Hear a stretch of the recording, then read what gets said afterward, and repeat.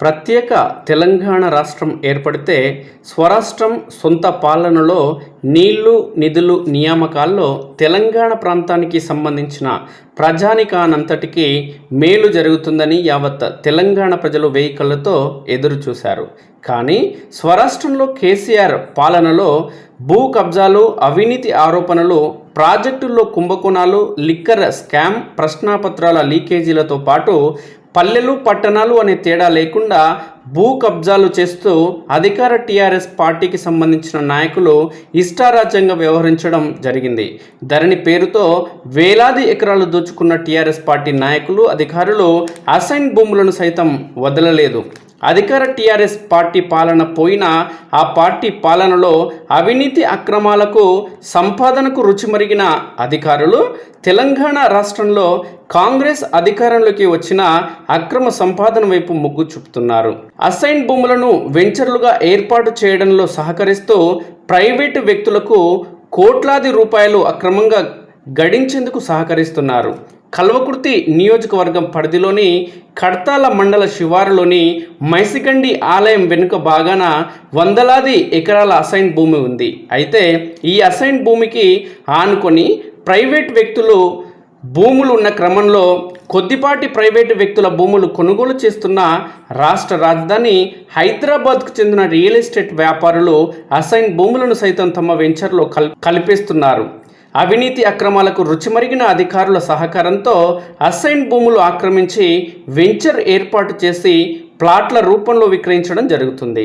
ఈ తంతులో స్థానిక అధికారుల పాత్ర ఉందనడంలో ఎలాంటి అతిశయోక్తి లేదు. దేశానికి స్వతంత్రం వచ్చిన అనంతరం కాంగ్రెస్ ప్రభుత్వ హయాంలో నాటి ప్రధానమంత్రి ఇందిరాగాంధీ ప్రభుత్వ హయాంలో అధిక మొత్తంలో ఎస్సీ ఎస్టీ సోదరులకు అసైన్ భూములను ఇవ్వడం జరిగింది.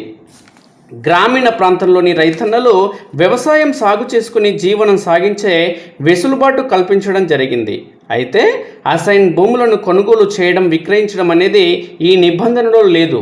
అయితే దశాబ్దాలుగా అసైన్ భూముల అంశానికి సంబంధించి పట్టింపు లేని క్రమం, ధరణి పోర్టల్ వచ్చిన అనంతరం వేలాది ఎకరాల భూములను, అసైన్ భూములను సైతం టీఆర్ఎస్ పార్టీ నాయకులు కబ్జా చేయడం, ధరణిలో మార్పులు తీసుకొచ్చిన క్రమంలో ఎక్కడ భూములు ఉన్నాయి అనే అంశం అధికారులకు సైతం అంతుచిక్కని పరిస్థితి నెలకొంది. ఈ క్రమంలోనే కడ్తాల్ శివారు మైసిగండి సమీపంలోని హైదరాబాద్కు చెందిన రియల్ ఎస్టేట్ వ్యాపారులు సుమారు 30 ఎకరాల విస్తీర్ణంలో వెంచర్ ఏర్పాటు చేయడం జరిగింది. ఈ వెంచర్ మధ్య భాగంలో ఉన్న 556 సర్వే నెంబర్లోని సుమారు ఎకరన్నర అసైన్ భూమిని సైతం వెంచర్లోకి ఆక్రమించుకోవడం జరిగింది. ప్రస్తుతం ఈ వెంచర్లో సైతం ప్లాట్లను ఏర్పాటు చేసి విక్రయించే ప్రయత్నం చేయడం అత్యంత విడ్డూరంగా ఉంది. దీనికి తోడు వెంచర్ చుట్టుపక్కల ఉన్న గుట్టను సైతం వెంచర్ నిర్వాహకులు భారీగా తవ్వి ప్లాట్లను ఏర్పాటు చేస్తున్న క్రమంలో స్థానిక అధికారులు, ప్రజాప్రతినిధులు స్పందించి అసైన్ భూముల ఆక్రమణ జరగకుండా చూడాల్సిన బాధ్యత ఉందని ప్రజలు పేర్కొనడం జరుగుతుంది. దీనికి తోడు ఎకరన్నర అసైన్ భూమిని వెంచర్ నిర్వాహకులు ఆక్రమించుకోవడంపై సర్వత్ర విమర్శలు వ్యక్తమవుతున్నాయి. స్థానిక ప్రజాప్రతినిధుల సహకారంతోనే కోట్లాది రూపాయల విలువ చేసే ఆ ప్రాంతంలోని అసైన్ భూమిని ప్రస్తుతం ప్రైవేట్ వ్యక్తులు అప్పనంగా దోచుకుంటున్నారని స్థానిక ప్రజలు ఆవేదన వ్యక్తం చేయడం జరుగుతుంది. అధికారుల సహకారంతోనే ఈ తంతు కొనసాగుతుందని, మైసిగండి సమీపంలో ఏర్పాటు చేసిన ప్రతి వెంచర్లో అక్రమాలు చేస్తున్నారని, అసైన్ భూములను వెంచర్లలో కలుపుకొని భారీగా దోపిడీ చేస్తూ ఒకవైపు ప్రభుత్వాన్ని, మరోవైపు ప్రజలను తీవ్రంగా మోసం చేయడం జరుగుతుందని ఈ ప్రాంత ప్రజలు పేర్కొనడం జరుగుతుంది. ఇలాంటి వెంచర్ నిర్వాహకులపై చట్ట ప్రకారం చర్యలు తీసుకోవాలని, దీనికి సహకరించిన అధికారులపై సైతం చట్ట ప్రకారం చర్యలు తీసుకోవాల్సిన అవసరం ఉందని పేర్కొంటున్నారు. రాష్ట్రంలోని నలుమూలల్లో భూ అక్రమాలు చోటు చేసుకున్నాయని, ప్రధానంగా కల్వకుర్తి నియోజకవర్గ ప్రాంతానికి చెందిన తెలంగాణ రాష్ట్ర ముఖ్యమంత్రి రేవంత్ రెడ్డి సొంత ప్రాంతంలోనే భూ అక్రమాలు, అసైన్ భూముల దోపిడీ జరగడం అత్యంత బాధాకరమని రాష్ట్ర సీఎం, మంత్రివర్గంలోని మంత్రులు ఈ అంశంపై ప్రత్యేకంగా దృష్టి సారించి అసైన్ భూముల ఆక్రమణ చోటు చేసుకోకుండా తగిన జాగ్రత్తలు తీసుకోవాలని, అక్రమాలకు పాల్పడిన వ్యక్తులు, అక్రమాలకు సహకరించిన అధికారులపై చట్ట ప్రకారం చర్యలు తీసుకునేలా ఉన్నత అధికారులకు ఆదేశాలు జారీ చేయాలని ఈ ప్రాంత ప్రజలు కోరడం జరుగుతుంది. ఈ వెంచర్లోకి వెళ్లే క్రమంలో భారీగా గుట్టలను తవ్వి లోయల మాదిరిగా ఏర్పాటు చేసి రోడ్డును నిర్మించే ప్రయత్నం చేయడం జరుగుతుందని, దీంతో సమీప వ్యవసాయ రైతులు తీవ్రంగా నష్టపోవాల్సిన పరిస్థితి ఏర్పడిందని సమీపంలోని తండాలకు చెందిన గిరిజన సోదరులు ఆవేదన వ్యక్తం చేస్తున్నారు.